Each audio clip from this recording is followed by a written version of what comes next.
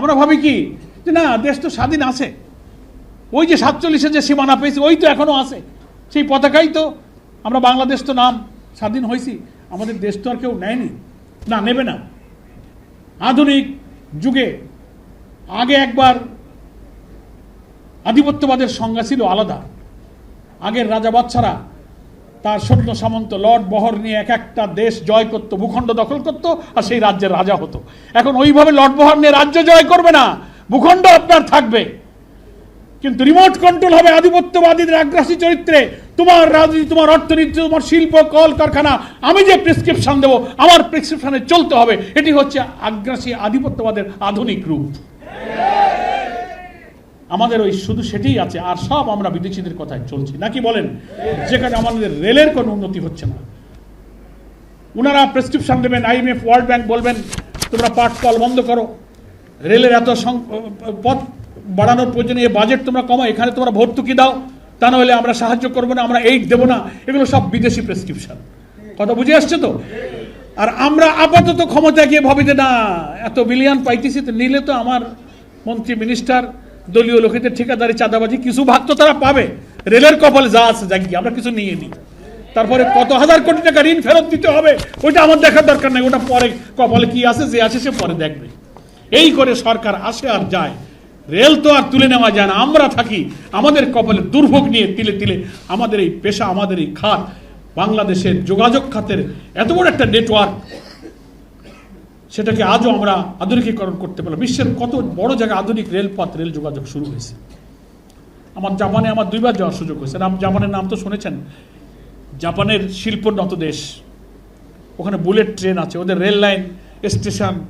আমি তো এসে ওই সময় এসে গল্প করেছি যে প্রতি 2 মিনিট 2.5 মিনিট পর পর ট্রেন আসতেছে। আপনি স্টেশনে থাকতেছেন, কোনো টিকিট মাস্টার নাই, কাউন্টার নাই, আপনি ওখানে কার্ড দেবেন, দরজা খুলে যাবে, আপনি যেখানে যাবেন সেই টিকিট নিয়ে আপনি ওখানে দাঁড়াবেন, আপনার নাম্বারিং করা আছে প্ল্যাটফর্মে, ঠিক যেখানে যে নাম্বারে দাঁড়াবেন আপনার ওই কম্পার্টমেন্ট দরজা এসে ওই সোজা থামে, ওটা খুলে যাবে, আপনি উঠে যাবেন, রেল ছাড়বে, আবার 2 মিনিট পরে এসে পরে আবার যাত্রী বহন করবে। দ্রুতগামী ট্রেন আছে, বুলেট ট্রেন আছে, 500 কিলোমিটার বেগে ট্রেন চলে। ট্রেনে উঠে আপনি চা খাবেন, সামনে ফোল্ডার খুলে চায়ের কাপ রাখবেন, 500 কিলোমিটার বেগে ট্রেন চলে, চায়ের কাপও নড়ে, মনে হয় যেন বাসায় বসে চা খাইতেছি। এত উন্নত রেল, আধুনিক যোগাযোগ ব্যবস্থা, পৃথিবী সব এগিয়ে যাচ্ছে, আর আমরা শুধু পিছায় যাচ্ছি। আমাকে রেলপথ খুলে ফেলতে হচ্ছে, বলে ওয়াল লাগবে না, ওটা খোলো। আমার রূপসা বাগেরহাটের রেল লাইন খুলে ফেলা হয়েছে, নেতারা মনে আছে তো? রূপসা খুলনা থেকে রেল লাইন নেই, স্টেশনের ঘরগুলো ভেঙে চুরে পড়ে যাচ্ছে, আর সে পার্টি সব খুলে ফেলেছে। বাংলাদেশের মতো একটা জেলায়, 64টা জেলার 13টা জেলায় এখনো রেল কানেক্টিভিটি হয় নাই। বরিশাল একটা গোটা ডিভিশন পড়ে আছে। এত আধুনিক সেতু, এটা সেটা, উপজেলা বিভাগ, কত কি হচ্ছে। যারা যখন ক্ষমতায় যায় সেই দলের প্রধানমন্ত্রী, বড় বড় মন্ত্রীদের বাড়ি যে এলাকায় হয় সেইখানেই বড় বড় ব্রিজ, বিভাগ, এটা সেটা, সেতু হয়। এই যে আজকে শুনলাম বগুড়াকে সিটি কর্পোরেশন, আরো 5টা নতুন উপজেলা, দেখছেন না? আমরা এর কোনো বিরোধিতা করছি না, কিন্তু যেসব নেতা, প্রধানমন্ত্রীর বাড়ি কোথায়, অমুক নেতার বাড়ি কোথায়, হ্যাঁ, স্বরাষ্ট্রমন্ত্রীর বাড়ি কোথায়, না আমার বলতেছি না, সেই সব জায়গায় জেলা, উপজেলা, বিভাগ, কর্পোরেশন হয়ে যাইতেছে, উন্নত হবে, বাজেট বরাদ্দ হবে। ধন্যবাদ জানাই, অগ্রগতির সব উন্নয়নকে আমরা সাপোর্ট করি।